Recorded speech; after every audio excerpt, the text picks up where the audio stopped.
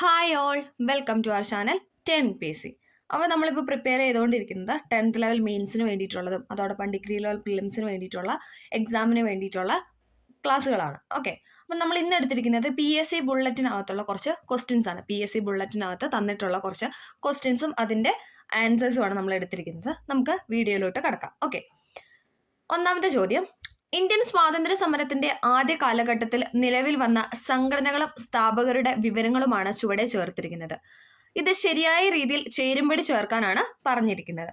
നമുക്ക് നോക്കാം ഏതാണ്. ഇവിടെ ഉത്തരമായിട്ട് കൊടുത്തിരിക്കുന്ന ഓപ്ഷൻ എ ആണ്. ഈസ്റ്റ് ഇന്ത്യ അസോസിയേഷൻ ആരുടെയാണ്? അത് ദാദാഭായ് നവറോജിയുടെയാണ്. East India Association Dadabhai Naoroji.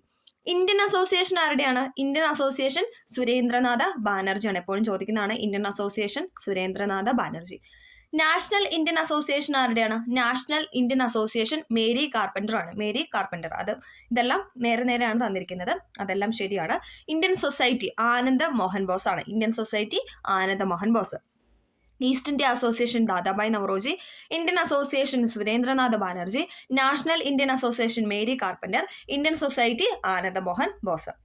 അടുത്തത്, അഹിംസയെ അടിസ്ഥാനമാക്കിയ സമരമാർഗം പിന്തുടരുന്നതിനായി ഗാന്ധിജിക്ക് പ്രചോദനം നൽകിയ സിവിൽ ഡിസോബീഡിയൻസ് എന്ന ഗ്രന്ഥം രചിച്ചത് ആരാണെന്നാണ് ചോദിക്കുന്നത്. ആരാണ്? ഓപ്ഷൻ സി ആണ്. ഹെൻറി തോറോയുടെ ഗ്രന്ഥമാണ് സിവിൽ ഡിസോബീഡിയൻസ് എന്ന് പറയുന്നത്.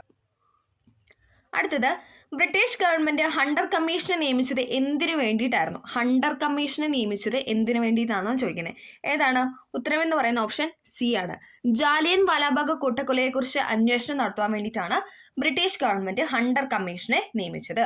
ജാലിയൻ വാലാബാഗ് കൂട്ടക്കൊലയെക്കുറിച്ച് അന്വേഷണം നടത്തുവാൻ വേണ്ടിയിട്ടായിരുന്നു ബ്രിട്ടീഷ് ഗവൺമെന്റ് ഹണ്ടർ കമ്മീഷനെ നിയമിച്ചത്. അടുത്തത്, UN-ന്റെ ഔദ്യോഗിക ഭാഷകളിൽ ഉൾപ്പെടാത്തത്. എപ്പോഴും ചോദിക്കുന്നതാണല്ലേ. UN-ന്റെ ഔദ്യോഗിക ഭാഷകളിൽ ഉൾപ്പെടാത്തതാണ് ഓപ്ഷൻ സി എന്ന് പറയുന്നത്, അതായത് ജർമ്മൻ. ഓക്കെ, അറബി, ഫ്രഞ്ച്, സ്പാനിഷ് എന്നൊക്കെ പറയുന്നത് UN ഔദ്യോഗിക ഭാഷകളിൽ ഉൾപ്പെടുന്നതാണ്. UN പൊതുസഭയിൽ പ്രസിഡന്റ് അല്ലെങ്കിൽ വൈസ് പ്രസിഡന്റ് എന്നിവരുടെ കാലാവധി.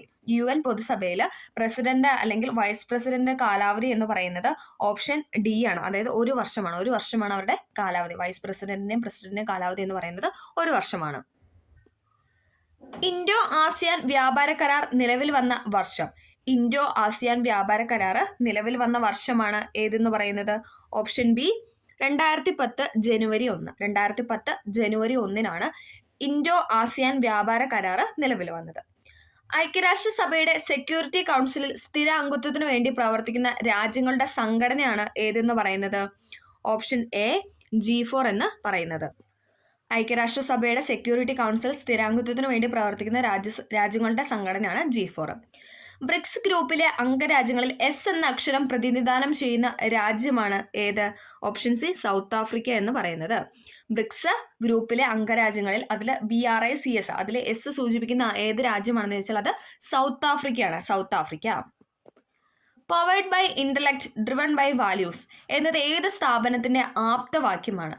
Powered by intellect driven by values എന്നത് ഏത് സ്ഥാപനത്തിന്റെ ആപ്തവാക്യമാണെന്ന് ചോദിച്ചാൽ ഏതാണ്? ഓപ്ഷൻ എ ഇൻഫോസിസ് ആണ്. ഇൻഫോസിസിന്റെ ആപ്തവാക്യമാണ് powered by intellect driven by values എന്ന് പറയുന്നത്.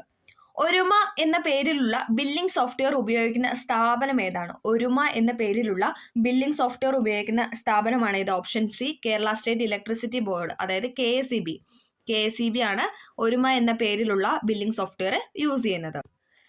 ഇൻഫർമേഷൻ ടെക്നോളജിയുടെ പിതാവ് എന്നറിയപ്പെടുന്നത്, അതായത് IT അല്ലെ, ഇൻഫർമേഷൻ ടെക്നോളജിയുടെ പിതാവ് എന്നറിയപ്പെടുന്നത് ക്ലോഡ് ഷാനൻ ആണ് ഇൻഫർമേഷൻ ടെക്നോളജിയുടെ പിതാവ് എന്നറിയപ്പെടുന്നത്.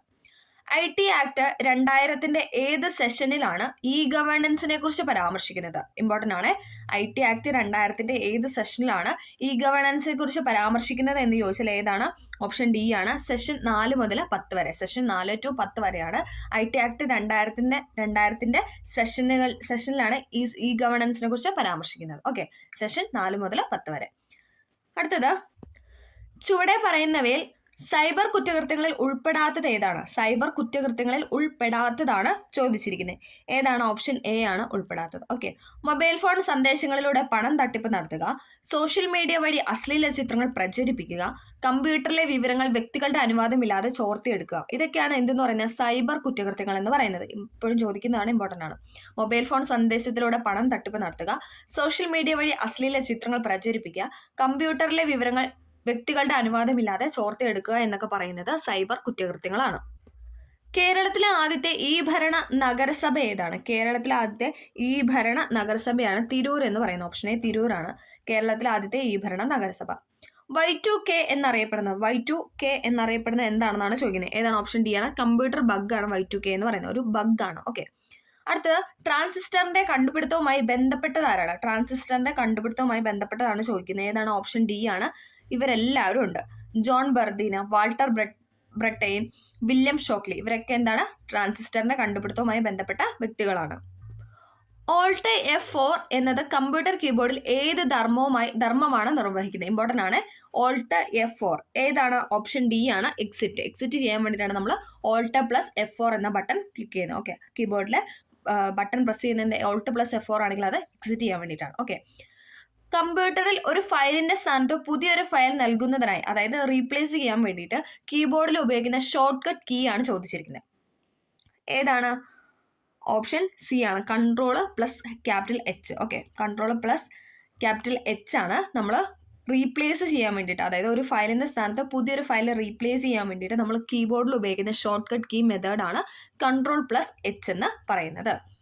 കമ്പ്യൂട്ടർ മൗസിന്റെ വേഗത അളക്കാനുള്ള യൂണിറ്റ് ഏതാണ്? കമ്പ്യൂട്ടർ മൗസിന്റെ വേഗത അളക്കാനുള്ള യൂണിറ്റ് ആണ് ഏതെന്ന് പറയുന്നത്? ഓപ്ഷനെ മിക്കി എന്ന് പറയുന്നത്. ഇമ്പോർട്ടൻ്റ് ആണ്. കമ്പ്യൂട്ടർ മൗസിന്റെ വേഗത അളക്കാനുള്ള യൂണിറ്റ് ആണ് മിക്കി.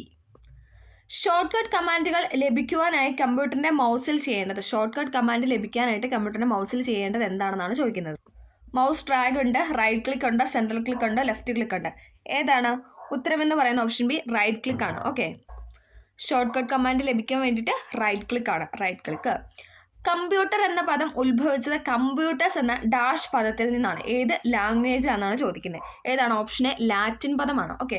കമ്പ്യൂട്ടർ എന്ന പദം ഉത്ഭവിച്ചത് കമ്പ്യൂട്ടേഴ്സ് എന്ന ലാറ്റിൻ പദത്തിൽ നിന്നുമാണ്. 8 ബിറ്റ് എന്നതിന് തുല്യമായത് എപ്പോഴും ചോദിക്കുന്നതാണ്. 8 ബിറ്റ് എന്ന് പറഞ്ഞാൽ എത്രയാണ്? ഓപ്ഷൻ എ ഒരു ബൈറ്റ് ആണ്. 8 ബിറ്റ് എന്ന് പറയുന്നത് ഒരു ബൈറ്റ് ആണ്. ഓക്കെ. 8 ബിറ്റ് എന്ന് പറയുന്നത് ഒരു ബൈറ്റ് ആണ്. 5ാം ജനറേഷൻ കമ്പ്യൂട്ടറിന്റെ കാലഘട്ടം ആരംഭിക്കുന്നത് ഏത് വർഷം മുതലാണെന്നാണ് ചോദിക്കുന്നത്.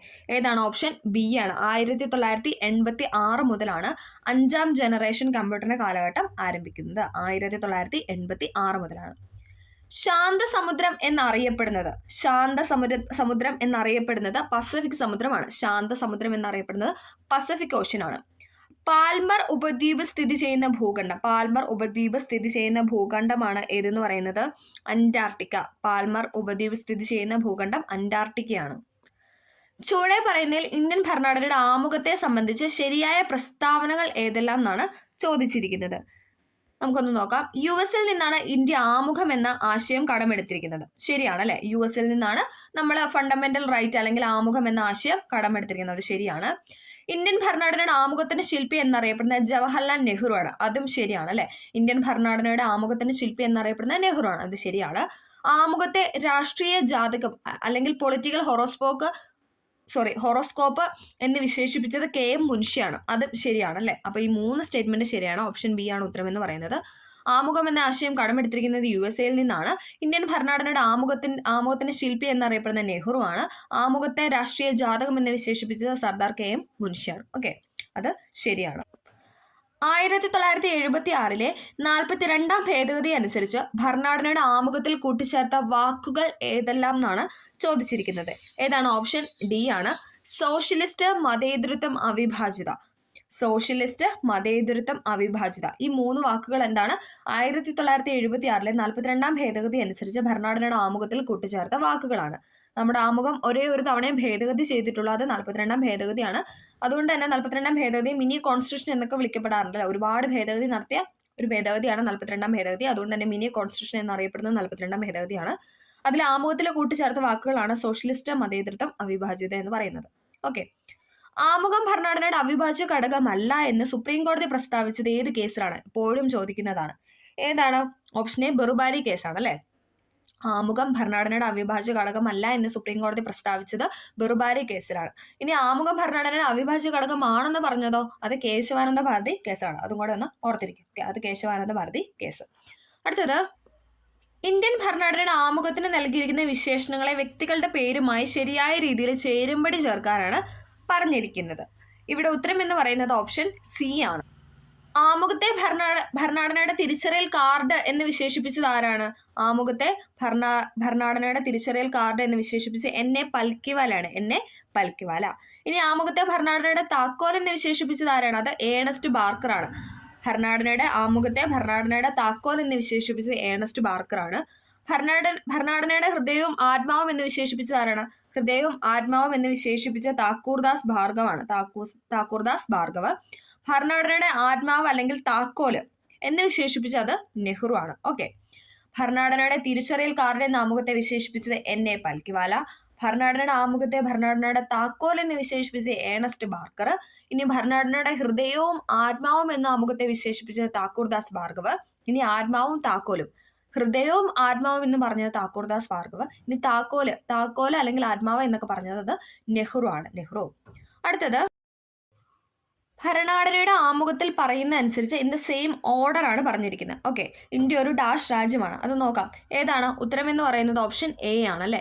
പരമാധികാര സോഷ്യലിസ്റ്റ് മതേതര ജനാധിപത്യ റിപ്പബ്ലിക്. ആ ഓർഡർ ഒക്കെ ചോദിക്കാറുണ്ട്. അപ്പൊ അതൊന്ന് പഠിച്ചിരിക്കണം. പസമജറി എന്നുള്ള കോഡാണ് അല്ലെ. ഞാനിട്ട കോഡല്ല, നമുക്ക് ഇങ്ങനെ കേട്ട് പരിചയമുള്ള ഒരു കോഡാണ് പസമജറി എന്ന് പറയുന്നത്. അപ്പൊ ആ ഒരു ആദ്യത്തെ അക്ഷരം ലെറ്റേഴ്സ് വെച്ചിട്ടുള്ള ഒരു കോഡാണ്. അതെല്ലാം ഒന്ന് ഓർത്തിരുന്ന് നമുക്ക് ആ ഒരു ഓർഡർ കിട്ടും. ഓക്കെ. അപ്പം പരമാധികാര സോഷ്യലിസ്റ്റ് മതേതര ജനാധിപത്യ റിപ്പബ്ലിക്. ഇന്ത്യ ഒരു പരമാധികാര, പസമജറി പരമാധികാര, സ ഫോർ സോഷ്യലിസ്റ്റ്, മ ഫോർ മതേതരത്വം, ഇനി ജ പസമജ ജനാധിപത്യം, റ പസമജറി അല്ലെങ്കിൽ റി, അത് വെച്ചിട്ട് റിപ്പബ്ലിക് കണക്ട് ചെയ്യുക. ഓക്കെ. അടുത്തത്, ഇന്ത്യൻ പൗരത്വ നിയമം പാർലമെന്റ് പാസ്സാക്കിയ വർഷം എപ്പോഴും ചോദിക്കുന്നതാണല്ലേ. ഏതാണ്? ഓപ്ഷൻ ഡി ആണ്. 1955 ഇന്ത്യൻ പൗരത്വ നിയമം പാർലമെന്റ് പാസ്സാക്കിയത് 1955. ഒരു ഇന്ത്യൻ പൗരന് പൗരത്വം നഷ്ടപ്പെടാനിടയുള്ളത് എത്ര രീതിയിലാണ്? എപ്പോഴും ചോദിക്കുന്നതാണല്ലേ. എത്ര രീതിയിലാണ് പൗരത്വം നഷ്ടപ്പെടുന്നത് എന്ന് ചോദിച്ചാൽ ഏതാണ്? Option A. 3 രീതിയിലാണ് പൗരത്വം നഷ്ടപ്പെടുന്നത്. ഓക്കെ. 3 രീതിയിലാണ് പൗരത്വം നഷ്ടപ്പെടുന്നത്. ഇന്ത്യൻ ഭരണഘടനയിൽ വിഭാവനം ചെയ്തിരിക്കുന്ന പൗരത്വം എന്ന വിഷയത്തെക്കുറിച്ച് ശരിയായ പ്രസ്താവനകൾ തിരഞ്ഞെടുക്കാനാണ് പറഞ്ഞിരിക്കുന്നത്. ശരിയായ പ്രസ്താവനയാണ് പറഞ്ഞിരിക്കുന്നത്. ഇവിടെ 1, 2, 3 ആണ് ശരിയായിട്ട് കൊടുത്തിരിക്കുന്നത്. ഓക്കെ. ഭരണഘടനയുടെ 2ാം ഭാഗത്ത്, അതായത് 5 മുതൽ 11 വരെയുള്ള വകുപ്പുകൾ പൗരത്വത്തെക്കുറിച്ച് പ്രതിപാദിക്കുന്നു. ശരിയാണല്ലേ. ഇന്ത്യൻ പൗരത്വത്തെക്കുറിച്ച് പ്രതിപാദിക്കുന്ന ഭാഗം എന്ന് പറയുന്നത് 2ാം ഭാഗമാണ്. ഏത് തൊട്ട് ഏത് വരെയുള്ള ആർട്ടിക്കിൾ ആണെന്ന് വെച്ചാൽ 5 തൊട്ട് 11 വരെയുള്ള വകുപ്പാണ്. ഓക്കെ. അത് ശരിയാണ്. ഇന്ത്യൻ പൗരത്വ ഭേദഗതി നിയമം നിലവിൽ വന്നത് 2020 ജനുവരി 10 അതും ശരിയാണ്. 2020 ജനുവരി 10 ഇന്ത്യൻ പൗരത്വ ഭേദഗതി നിയമം നിലവിൽ വരുന്നത്. പൗരത്വ ഭേദഗതി ബില്ല് രാഷ്ട്രപതി ഒപ്പുവെച്ചത് 2019 ഡിസംബർ 12 അതും ശരിയാണ്. പൗരത്വ ഭേദഗതി ബില്ല് നിലവിൽ വന്നത് 2020 ജനുവരി 10 അപ്പം രാഷ്ട്രപതി എന്നാണ് ഒപ്പുവെച്ചതെന്ന് ചോദിച്ചാൽ അതേതാണ്? 2019. തൊട്ട് മുന്നത്തെ ഡേറ്റ്, അതായത് 2020 ജനുവരി എന്ന് പറയുമ്പോൾ തൊട്ട് മുന്നത്തെ മാസം എന്ന് പറയുമ്പോൾ 2019 ഡിസംബറാണ്. ഡിസംബർ 12 രാഷ്ട്രപതി അല്ലെങ്കിൽ പ്രസിഡന്റ് ഒപ്പുവെച്ചത്. ഓക്കെ. അമേരിക്കയിൽ നിന്നാണ് ഏക പൗരത്വം എന്ന ആശയം ഇന്ത്യ കടം കൊണ്ടത്. അത് തെറ്റാണ്. ബ്രിട്ടനിൽ നിന്നുമാണ്. ഓക്കെ. സിംഗിൾ സിറ്റിസൺഷിപ്പ് നമ്മൾ കടം എടുത്തിരിക്കുന്നത് ബ്രിട്ടനിൽ നിന്നുമാണ്. ഓക്കെ. അമേരിക്കയിൽ നിന്നല്ല. അതാണ് ഇവിടെ തെറ്റായിട്ട് കൊടുത്തിരിക്കുന്നത്. ഓക്കെ. ഭരണഘടനയുടെ 2ാം ഭാഗത്ത് 5 മുതൽ 11 വരെയുള്ള വകുപ്പുകൾ പൗരത്വത്തെക്കുറിച്ച് പ്രതിപാദിക്കുന്നു.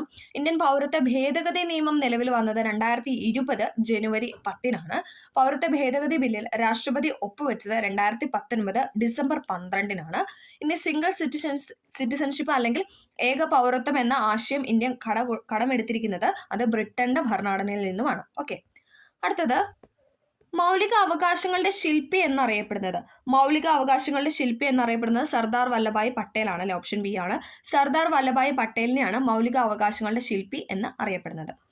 വിദ്യാഭ്യാസത്തെ മൗലിക അവകാശമാക്കി മാറ്റിയപ്പോൾ ഭരണഘടനയിൽ കൂട്ടിച്ചേർത്ത അനുച്ഛേദമാണ് ഏതെന്ന് പറയുന്നത്? 21A എന്ന് പറയുന്നത്. ഏതായിരുന്നു ഭേദഗതി? 86ാം ഭേദഗതി അല്ലെ. 2002 86ാം ഭേദഗതി പ്രകാരം വിദ്യാഭ്യാസത്തെ മൗലിക അവകാശമാക്കി മാറ്റി. അതായത് 6 മുതൽ 14 വയസ്സ് വരെയുള്ള കുട്ടികൾക്ക് നിർബന്ധിതവും സൗജന്യമായ വിദ്യാഭ്യാസം ആക്കി മാറ്റിയ ഭേദഗതിയാണ് 86ാം ഭേദഗതി എന്ന് പറയുന്നത്. അത് കൂട്ടിച്ചേർത്ത ആർട്ടിക്കിൾ ചോദിച്ചാൽ അത് 21A ആണ്. ഏതാണ് വർഷം എന്ന് ചോദിച്ചാൽ അത് 2002. ഇതൊക്കെ എപ്പോഴും ചോദിക്കുന്നതാണ് അല്ലേ. ഓക്കെ, അടുത്തത് നിർദ്ദേശക തത്വങ്ങൾ ഭരണഘടനയിൽ ഉൾപ്പെടുത്തിയ ആദ്യത്തെ രാജ്യം ഏതാണ്? നിർദ്ദേശക തത്വങ്ങൾ എന്ന ആശയം ഭരണഘടനയിൽ ഉൾപ്പെടുത്തിയ ആദ്യത്തെ രാജ്യമാണ് ഏതെന്ന് പറയുന്നത് ഓപ്ഷൻ ബി സ്പെയിൻ ആണ്. ഓപ്ഷൻ ബി സ്പെയിൻ ആണ്. നിർദ്ദേശക തത്വങ്ങൾ ഭരണഘടനയിൽ ഉൾപ്പെടുത്തിയ ആദ്യത്തെ രാജ്യം സ്പെയിൻ ആണ്. പക്ഷെ നിർദ്ദേശക തത്വങ്ങൾ എന്ന ആശയം ഇന്ത്യ കടം കൊണ്ടിരിക്കുന്ന ഏത് രാജ്യത്തെ ഭരണഘടനയിൽ നിന്നുമാണെന്ന് ചോദിച്ചാൽ അത് അയർലൻഡിൽ നിന്നുമാണ്. ഓക്കെ, അതൊന്ന് മാറിപ്പോകാതെ പഠിച്ചിരിക്കുക. ഓക്കെ, നിർദ്ദേശക തത്വങ്ങൾ ഭരണഘടനയിൽ ഉൾപ്പെടുത്തിയ ആദ്യത്തെ രാജ്യം ചോദിച്ചാൽ അത് സ്പെയിൻ ആണ്. സ്പെയിനിൽ നിന്ന് അയർലൻഡ് കടമെടുത്തു, അയർലൻഡിൽ നിന്ന് ഇന്ത്യ കടമെടുത്തു. അങ്ങനെ ജസ്റ്റ് ഒന്ന് ഓർത്ത് വെച്ചാൽ മതി. നിർദ്ദേശക തത്വങ്ങൾ എന്ന ആശയം ഇന്ത്യ കടം എടുത്തിരിക്കുന്നത് അത് അയർലൻഡ് ഭരണഘടനയിൽ നിന്നുമാണ്. ഓക്കെ, അടുത്തത് ക്ഷേമരാഷ്ട്രം എന്ന ആശയത്തിന് പ്രാധാന്യം നൽകുന്നത്. ക്ഷേമരാഷ്ട്രം എന്ന ആശയത്തിന് പ്രാധാന്യം നൽകുന്നത് ഓപ്ഷൻ സി ആണ്. അതായത് നിർദ്ദേശക തത്വങ്ങളാണ്. നിർദ്ദേശക തത്വങ്ങൾ. ഭരണഘടനാ ഭേദഗതി ബില്ലിന് രാഷ്ട്രപതി അംഗീകാരം നൽകണമെന്ന വ്യവസ്ഥ ചെയ്യുന്നത് എത്രാമത്തെ ഭേദഗതിയിലാണെന്നാണ് ചോദിക്കുന്നത്. ഏതാണ്? Option A 24-ാം ഭേദഗതിയിലാണ്. ഭരണഘടനാ ഭേദഗതി ബില്ലിന് രാഷ്ട്രപതി അംഗീകാരം നൽകണമെന്ന വ്യവസ്ഥ ചെയ്യുന്ന ഭേദഗതിയാണ് 24-ാം ഭേദഗതി. വർഷം ചോദിച്ചാൽ 1971-ലാണ്. 71-ൽ 24-ാം ഭേദഗതി. കേരള പഞ്ചായത്തി രാജ് നിയമം നിലവിൽ വന്ന വർഷം എപ്പോഴും ചോദിക്കുന്നതാണ്. കേരള പഞ്ചായത്തി രാജ് നിയമം നിലവിൽ വന്ന വർഷമാണ് ഏതെന്ന് പറയുന്ന option D 1994 April 23. Kerala panchayat Raj നിയമം നിലവിൽ വന്ന വർഷമാണ് 1994 ഏപ്രിൽ 23. ഇനി 1993 ഏപ്രിൽ 24 ആണെങ്കിലോ അത് ഇന്ത്യയിൽ പഞ്ചായത്ത് രാജ് വന്നാണ് അല്ലേ. ഓക്കെ, അത് മാറിപ്പോതെ പഠിക്കാം. തൊട്ടടുത്ത വർഷം തൊട്ട് മുന്നത്തെ ഡേറ്റ് അങ്ങനെ ഒന്ന് അങ്ങോട്ടും ഇങ്ങോട്ടും കണക്ട് ചെയ്താൽ മതി. ഓക്കെ, 1993 ഏപ്രിൽ 24 ആണെങ്കിൽ അത് ഇന്ത്യയിലെ പഞ്ചായത്ത് രാജ് വന്നതും ഇനി കേരളത്തിലാണെങ്കിൽ 1994 ഏപ്രിൽ 23 ആണ്. പിന്നാക്ക വിഭാഗങ്ങളുടെ ദേശീയ കമ്മീഷന് ഭരണഘടനാ പദവി വ്യവസ്ഥ ചെയ്യുന്ന ഭരണഘടനാ ഭേദഗതി ബില്ല് ഏതാണെന്നാണ് ചോദിക്കുന്നത്. പിന്നാക്ക വിഭാഗങ്ങളുടെ ദേശീയ കമ്മീഷന് ഭരണഘടനാ പദവി വ്യവസ്ഥ ചെയ്യുന്ന ഭരണഘടനാ ഭേദഗതി ബില്ലാണ് ഏതെന്ന് പറയുന്നത് ഓപ്ഷൻ എ 102-ാമത് ഭേദഗതി 2018. 102-ാമത് ഭേദഗതിയിലാണ് പിന്നാക്ക വിഭാഗങ്ങളുടെ ദേശീയ കമ്മീഷന് ഭരണഘടനാ പദവി വ്യവസ്ഥ ചെയ്തത്. ഓക്കെ, 102-ാം ഭേദഗതി 2018. ചുവടെ പറയുന്ന ഭരണഘടനാ ഭേദഗതി ബില്ലുകൾ, വിഷയങ്ങൾ എന്നിവയിൽ തെറ്റായത് ഏതാണെന്നാണ് ചോദിക്കുന്നത്. ഇവിടെ തെറ്റായതാണ് ചോദിച്ചിരിക്കുന്നത്. ഇവിടെ ഏതാണ് തെറ്റായിട്ട് കൊടുത്തിരിക്കുന്നത്? ഓപ്ഷൻ ബി ആണ് തെറ്റായിട്ട് കൊടുത്തിരിക്കുന്നത്. ഓക്കെ, 73-ാം ഭേദഗതി. 73-ാം ഭേദഗതിയിലാണ് അതായത് 73-ാം ഭേദഗതി 1992 പഞ്ചായത്ത് രാജിനെ കുറിച്ച് പറയുന്നത് അല്ലെ. അത് ശരിയാണ്. 73-ാം ഭേദഗതി പഞ്ചായത്ത് രാജിനെ കുറിച്ചാണ് പറയുന്നത്. ഇനി 74 ആണെങ്കിലും അത് മുനിസിപ്പാലിറ്റിനെ കുറിച്ചാണല്ലോ പറയുന്നത്. 74 മുനിസിപ്പാലിറ്റി ആക്ടിനെ കുറിച്ചാണ് പറയുന്നത്. ഓക്കെ, 103-ാം ഭേദഗതി തൊഴിലിനും വിദ്യാഭ്യാസത്തിനും വേണ്ടിയിട്ടുള്ളതാണ്. തൊഴിലിനും വിദ്യാഭ്യാസത്തിനും 10% സാമ്പത്തിക സംവരണം നൽകണമെന്ന് പറയുന്ന ഭേദഗതിയാണ് 103-ാം ഭേദഗതി എന്ന് പറയുന്നത്. ഓക്കെ, 103-ാം ഭേദഗതി.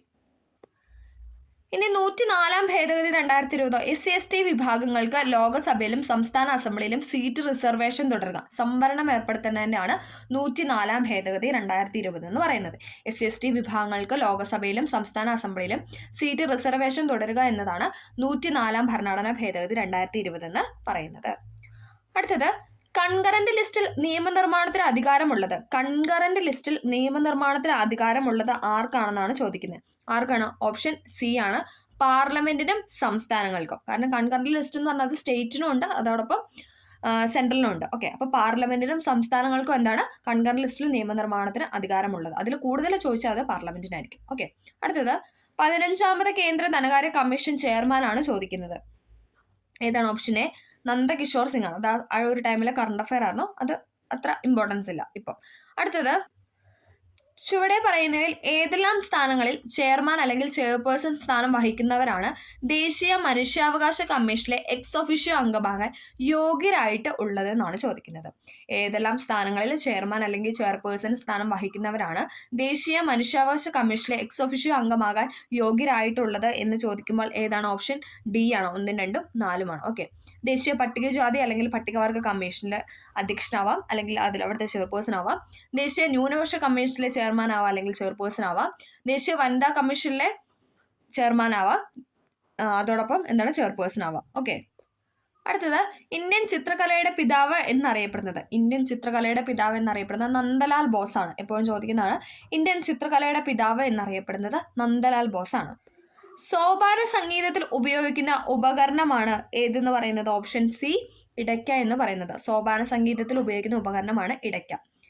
ഏത് സംഗീതജ്ഞന്റെ യഥാർത്ഥ നാമമാണ് രാമതാണു പാണ്ഡെ എന്നത്? രാമതാണു പാണ്ഡെ എന്നത് ഏത് സംഗീതജ്ഞന്റെ യഥാർത്ഥ നാമമാണെന്നാണ് ചോദിക്കുന്നത്. ഏതാണ്? ഓപ്ഷൻ ഡി താൻസന്റെ ആണ്. താൻസന്റെ യഥാർത്ഥ നാമമാണ് രാമതാണു പാണ്ഡെ എന്ന് പറയുന്നത്. ഏതു പ്രശസ്ത സംഗീതജ്ഞന്റെ ആത്മകഥയുടെ പേരാണ് മൂൺ വാക്ക് എന്ന് പറയുന്നത്? മൂൺ വാക്ക് ആരുടെയാണ്? ഓപ്ഷൻ ബി മൈക്കിൾ ജാക്സന്റെ ആണ്. മൂൺ വാക്ക് എന്ന ആത്മകഥ മൈക്കിൾ ജാക്സന്റെ ആണ്. കഥകളി അവതരണത്തിലെ അവസാന ചടങ്ങ് ഏതാണ്? കഥകളി അവതരണത്തിലെ അവസാന ചടങ്ങാണ് ഏതെന്ന് പറയുന്നത്? ധനാശി എന്ന് പറയുന്നത്. ധനാശി പാടുക എന്ന് പറഞ്ഞാൽ അവസാനിപ്പിക്കുക എന്നാണ് അല്ലെ? മലയാളത്തിൽ ഒരു പറയുന്നുണ്ട്, ഒരു വാക്യാണത്. ധനാശി പാടുക എന്ന് പറഞ്ഞാൽ എന്താണ്? അവസാനിപ്പിക്കുക. ഓക്കെ, അപ്പൊ കഥകളി അവതരണത്തിലെ അവസാന ചടങ്ങിന്റെ പേരാണ് ധനാശി എന്ന് പറയുന്നത്. പാഠകം എന്ന കലാരൂപത്തിന് അകമ്പടിയായി ഉപയോഗിക്കുന്ന വാദ്യോപകരണമാണ് ഏത്? Option D വാദ്യോപകരണങ്ങളില്ല. പാഠകം എന്ന കലാരൂപത്തിന് എന്താണ്? വാദ്യോപകരണങ്ങൾ ഇല്ല. ഭരതനാട്യത്തിന്റെ അടിസ്ഥാന ഗ്രന്ഥം ഏതാണ്? ഭരതനാട്യത്തിന്റെ അടിസ്ഥാന ഗ്രന്ഥം എന്ന് പറയുന്നത് ഏതാണെന്നാണ് ചോദിക്കുന്നത്. ഏതാണ്? അഭിനയ ദർപ്പണമാണ്. ഭരതനാട്യത്തിന്റെ അടിസ്ഥാന ഗ്രന്ഥം എന്ന് പറയുന്നത് അഭിനയ ദർപ്പണം. കഥകളിയിൽ കത്തി എന്ന വേഷം പ്രതിനിധാനം ചെയ്യുന്ന കഥാപാത്രം ഏതാണ്? കത്തി എന്ന വേഷം പ്രതിനിധാനം ചെയ്യുന്ന കഥാപാത്രമാണ് ഏതെന്ന് പറഞ്ഞാൽ ദുഷ്ട കഥാപാത്രം. കത്തി എന്ന് പറഞ്ഞാൽ ദുഷ്ട കഥാപാത്രങ്ങളാണ്. ചുവടെ പറയുന്ന പ്രശസ്തരായ കലാകാരന്മാർ, കലാരൂപങ്ങൾ എന്നിവയെ ശരിയായ രീതിയിൽ ചേരുംപടി ചേർക്കാനാണ് പറഞ്ഞിരിക്കുന്നത്. ഇവിടെ ഉത്തരം എന്ന് പറയുന്നത് ഓപ്ഷൻ ബി ആണ്. ഓക്കെ, മാങ്കുളം വിഷ്ണു നമ്പൂതിരി ഏതാണ്? കഥകളി ആചാര്യനാണ്. മാങ്കുളം വിഷ്ണു നമ്പൂതിരി എന്ന് പറയുന്ന കഥകളി ആചാര്യൻ. അടുത്തത് അമ്മന്നൂർ മാധവ ചാക്യാർ. കഴിഞ്ഞ ദിവസത്തെ ക്വസ്റ്റ്യൻ പേപ്പറിൽ ഉണ്ടായിരുന്നു അല്ലെ? അമ്മന്നൂർ മാധവ ചാക്യാറാണ് കൂടിയാട്ടം എന്ന് പറയുന്ന. ഓപ്ഷൻ ഒന്നാണ് കൂടിയാട്ടം.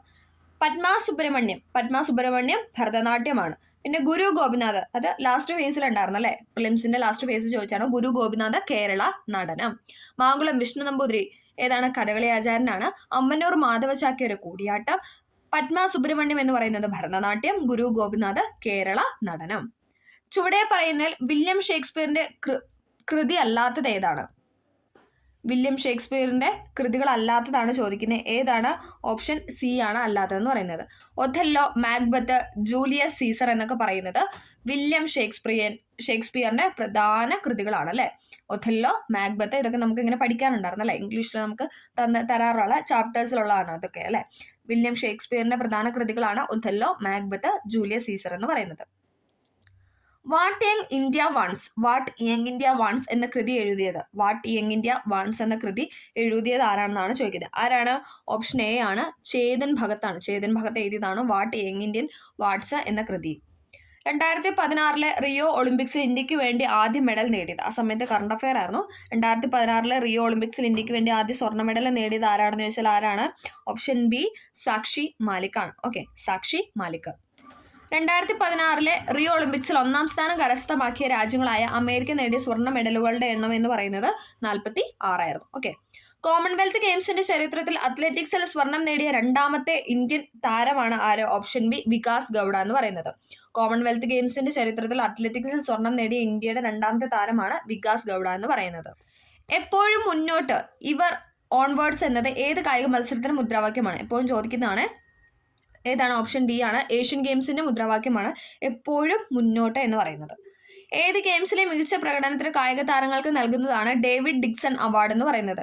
ഏത് ഗെയിംസിലെ മികച്ച പ്രകടനത്തിന് കായിക താരങ്ങൾക്ക് നൽകുന്ന അവാർഡാണ് ഡേവിഡ് ഡിക്സൺ അവാർഡ് എന്ന് ചോദിക്കുന്നത്. ഏതാണ്?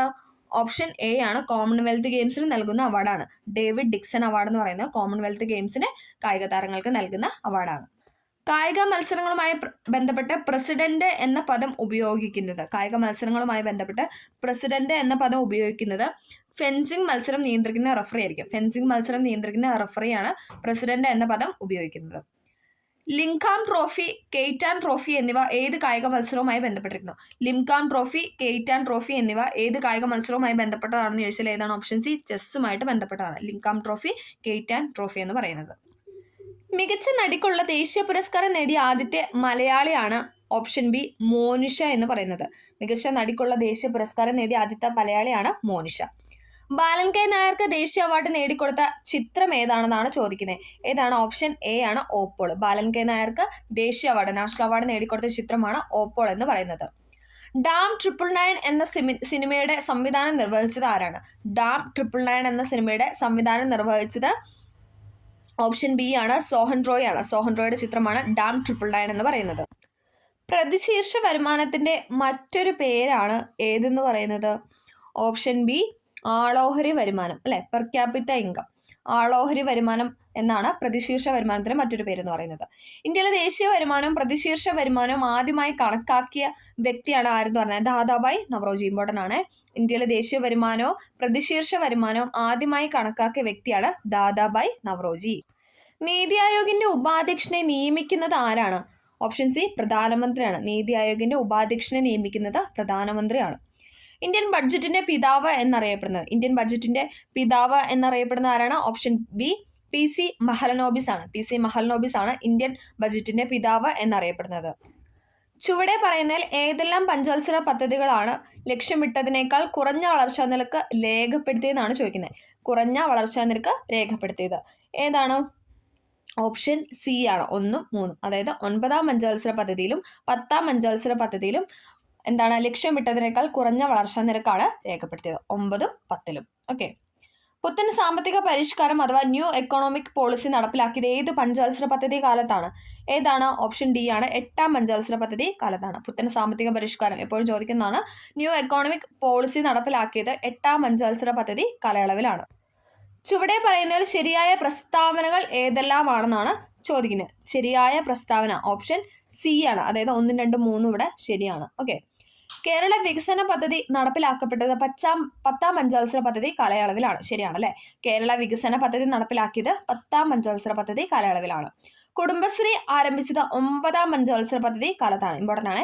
കുടുംബശ്രീ ആരംഭിച്ചത് 9ാം പഞ്ചവത്സര പദ്ധതി കാലത്ത്. കേരള വികസന പദ്ധതി നടപ്പിലാക്കിയത് 10ാം പഞ്ചവത്സര പദ്ധതി കാലത്ത്. ദാരിദ്ര്യ നിർമ്മാർജ്ജനത്തിനായി ശ്രീമതി ഇന്ദിരാഗാന്ധി 20 പരിപാടികൾ നടപ്പിലാക്കിയത് 5ാം പഞ്ചവത്സര പദ്ധതി കാലത്താണ്. അതും ശരിയാണ് അല്ലെ. ഓക്കെ. കേരള വികസന പദ്ധതി നടപ്പിലാക്കപ്പെട്ടത് 10ാം പഞ്ചവത്സര പദ്ധതി അല്ലെ. കുടുംബശ്രീ ആരംഭിച്ചത് 9ാം പഞ്ചവത്സര പദ്ധതി. ഇനി 5ാം പഞ്ചവത്സര പദ്ധതി കാലത്തായിരുന്നു ഇന്ദിരാഗാന്ധി 20 പരിപാടികൾ നടപ്പിലാക്കിയത്.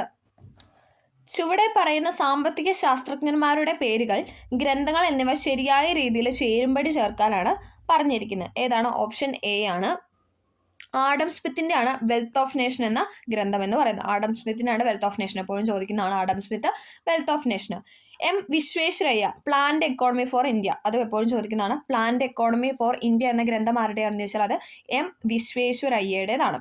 ഗുണ്ണാർ മിർഡാലിന്റെ ആണ് ഏതെന്ന് പറഞ്ഞാൽ ഏഷ്യൻ ഡ്രാമ, അതും ചോദിക്കുന്നതാണ്. ഗുണ്ണാർ മിർഡാലിന്റെ ആണ് ഏഷ്യൻ ഡ്രാമ എന്ന ഗ്രന്ഥം. അമർത്യാസെന്റെ ആണ് ചോയ്സ് ഓഫ് ടെക്നിക്ക എന്ന് പറയുന്നത്. ചോയ്സ് ഓഫ് ടെക്നിക്ക എന്ന് പറയുന്നത് അമർത്യാസെന്നിന്റെ ഗ്രന്ഥമാണ്. ഓക്കെ. ആഡം സ്മിത്തിന്റെ ഗ്രന്ഥമാണ് വെൽത്ത് ഓഫ് നേഷൻസ്. എം വിശ്വേശ്വരയ്യയുടെ ഗ്രന്ഥമാണ് പ്ലാന്റ് എക്കോണമി ഫോർ ഇന്ത്യ. ഗുണ്ണാർ മിർഡാലിന്റെ ഗ്രന്ഥമാണ് ഏഷ്യൻ ഡ്രാമ എന്ന് പറയുന്നത്. അമർത്യാസെന്റെ ഗ്രന്ഥമാണ് ചോയ്സ് ഓഫ് ടെക്നിക്ക എന്ന് പറയുന്നത്. 5ാം പഞ്ചവത്സര പദ്ധതി കാലയളവിൽ നടപ്പിലാക്കിയ കമാൻഡ് ഏരിയ വികസന പദ്ധതിയുടെ അതായത് 1974-75 ലക്ഷ്യം എന്തായിരുന്നു എന്നാണ് ചോദിക്കുന്നത്. ഏതാണ്? ഓപ്ഷൻ ബി ആണ്. കാർഷിക ഉൽപാദനമാണ്. കാർഷിക ഉൽപാദനം. ഹിൽട്ടണിയൻ കമ്മീഷന്റെ ശുപാർശ പ്രകാരം രൂപീകൃതമായ ബാങ്കാണ് ഏതെന്ന് പറയുന്നത്? RBI അല്ലെ. ഓപ്ഷൻ ബി ആണ്. RBI reserve bank of India ആണ് ഹിൽട്ടണിയൻ കമ്മീഷന്റെ ശുപാർശ പ്രകാരം രൂപീകൃതമായ ബാങ്ക്. ഇമ്പോർട്ടൻ്റ് ആണ്. റിസർവ് ബാങ്ക് ദേശസാൽക്കരിച്ച വർഷം, റിസർവ് ബാങ്ക് ഓഫ് ഇന്ത്യ ദേശസാൽക്കരിച്ച വർഷമാണ് ഏതെന്ന് പറയുന്ന option A 1949 January 1. 1949 January 1 reserve bank of India അല്ലെങ്കിൽ RBI ദേശസാൽക്കരിച്ച വർഷം എന്ന് പറയുന്നത്. അന്താരാഷ്ട്ര നാണയനിധിയിൽ ഇന്ത്യയെ പ്രതിനിധീകരിക്കുന്ന ബാങ്കാണ് ഏത്? ഓപ്ഷൻ സി റിസർവ് ബാങ്ക് എന്ന് പറയുന്നത്. അന്താരാഷ്ട്ര നാണയനിധിയിൽ ഇന്ത്യയെ പ്രതിനിധീകരിക്കുന്ന ബാങ്കാണ് റിസർവ് ബാങ്ക് ഓഫ് ഇന്ത്യ എന്ന് പറയുന്നത്. അടുത്തത് GST കൗൺസിൽ ചെയർമാൻ ആരാണ്? GST കൗൺസിലിന്റെ ചെയർമാൻ എന്ന് പറയുന്നത് കേന്ദ്ര ധനകാര്യമന്ത്രി ആയിരിക്കും. കേന്ദ്ര ധനകാര്യമന്ത്രിയാണ് എല്ലായ്പ്പോഴും GST കൗൺസിലിന്റെ ചെയർമാൻ എന്ന് പറയുന്നത്. ഇന്ത്യയിലെ നികുതി പരിഷ്കരണത്തിന് നിർദ്ദേശം നൽകിയ കമ്മിറ്റിയാണ് ഏതെന്ന് പറയുന്ന ഓപ്ഷൻ ഡി രാജ ചെല്ലയ്യ കമ്മിറ്റി. ഇമ്പോർട്ടൻ്റ് ആണ്. ഇന്ത്യയിലെ നികുതി പരിഷ്കരണത്തിന് നിർദ്ദേശം നൽകിയ കമ്മിറ്റിയാണ് രാജ ചെല്ലയ്യ കമ്മിറ്റി. ഇന്ത്യയിലെ നികുതി പരിഷ്കരണത്തിന് നിർദ്ദേശം നൽകിയ കമ്മിറ്റിയാണ് രാജ ചെല്ലയ്യ കമ്മിറ്റി. കേരള സർക്കാരിന്റെ ഗവേണൻസ് പദ്ധതിയായ ഫ്രണ്ട്സ് പദ്ധതി ഉദ്ഘാടനം ചെയ്ത വർഷമാണ് ഏതെന്ന് പറയുന്ന ഓപ്ഷൻ ബി 2000. കേരള സർക്കാരിന്റെ ഗവേണൻസ് പദ്ധതിയായ ഫ്രണ്ട്സ് പദ്ധതി ഉദ്ഘാടനം ചെയ്തത് 2000-ലാണ്. 2000. നാഷണൽ ഗവേണൻസ് പ്ലാൻ ആരംഭിച്ച വർഷം, നാഷണൽ ഗവേണൻസ് പ്ലാൻ ആരംഭിച്ച വർഷം 2006 ആണ്. നാഷണൽ ഗവേണൻസ് പ്ലാൻ ആരംഭിച്ചത് 2006-ലാണ്.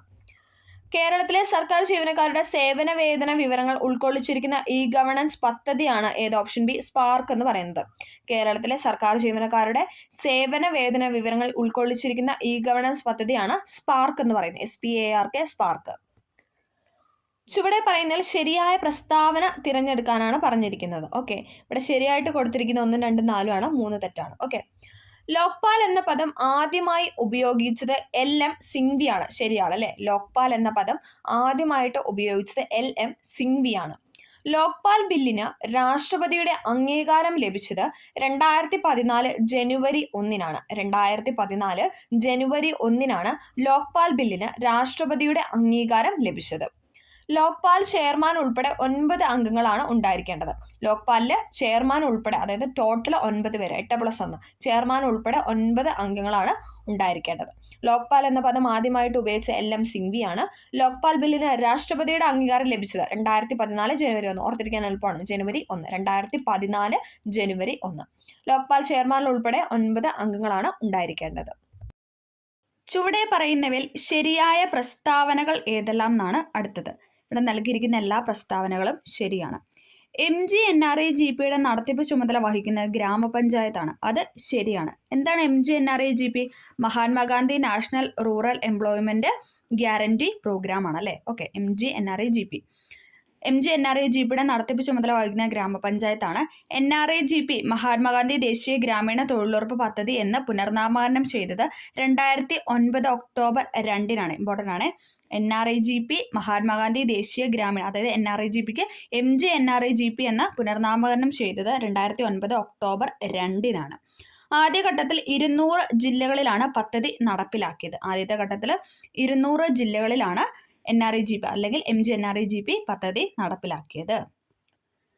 1986 ഉപഭോക്തൃ സംരക്ഷണ നിയമത്തിന് പകരമായി നിലവിൽ വന്നത് എപ്പോഴും ചോദിക്കുന്നതാണല്ലേ? ഏതാണ്? ഉത്തരമെന്ന് പറയുന്ന ഓപ്ഷൻ എ ആണ്. COPRA 2019. കൺസ്യൂമർ പ്രൊട്ടക്ഷൻ ആക്ട് 1986 മാറിയിട്ട് കൺസ്യൂമർ പ്രൊട്ടക്ഷൻ ആക്ട് വന്നത് 2019-ലാണ്. ഓക്കെ, 2019. ഇപ്പം നിലവിലുള്ള 2019 ഉപഭോക്തൃ സംരക്ഷണ നിയമമാണ്. അടുത്തത് 2019 ഉപഭോക്തൃ സംരക്ഷണ നിയമപ്രകാരം ഉപഭോക്താക്കളെ തെറ്റിദ്ധരിപ്പിക്കുന്നതോ തെറ്റായതോ ആയ പരസ്യങ്ങൾ നൽകിയാൽ ഏർപ്പെടുത്തുന്ന ശിക്ഷ കാലാവധി എന്ന് പറയുന്നത് എത്രയാണെന്നാണ് ചോദിച്ചിരിക്കുന്നത്. എത്രയാണ്? ഓപ്ഷൻ എ ആണ്, 2 വർഷം വരെ തടവാണ്. ഓക്കെ, 2019 ഉപഭോക്തൃ സംരക്ഷണ നിയമപ്രകാരം ഉപഭോക്താക്കളെ തെറ്റിദ്ധരിപ്പിക്കുന്നതോ തെറ്റായതോ ആയ പരസ്യങ്ങൾ നൽകിയാൽ ഏർപ്പെടുത്തുന്ന ശിക്ഷാ കാലാവധി എന്ന് പറയുന്നത് 2 വർഷം വരെയാണ്. ഓക്കെ, അപ്പം നമ്മൾ PSC ബുള്ളറ്റിനകത്ത് നിന്ന് തിരഞ്ഞെടുത്ത 100 ചോദ്യങ്ങളാണ് ഇന്ന് ഈ ക്ലാസ്സിൽ ഡിസ്കസ് ചെയ്തത്. ഇത് റിപ്പീറ്റ് ചെയ്തല്ലേ പല ക്വസ്റ്റ്യൻ പേപ്പറിലും നമ്മൾ കാണാറുണ്ട്. അപ്പം നമ്മൾ പല ക്വസ്റ്റ്യൻ പേപ്പർ ചെയ്യുമ്പോഴാണ് നമുക്ക് കൂടുതൽ അല്ലെ ഏത് മേഖലയിൽ നിന്നാണ് ചോദ്യങ്ങൾ വന്നിരിക്കുന്നതെന്നൊക്കെ നമുക്കൊരു ധാരണ ലഭിക്കത്തുള്ളൂ. അപ്പോൾ ഈ വീഡിയോ എല്ലാവർക്കും ഹെൽപ്ഫുൾ ആയെന്ന് വിചാരിക്കുന്നു. ഹെൽപ്ഫുൾ ആയെങ്കിൽ ഒന്ന് ലൈക്ക് ചെയ്ത് സപ്പോർട്ട് ചെയ്യുകയും കൂടെ ചെയ്യുക. Okay, thank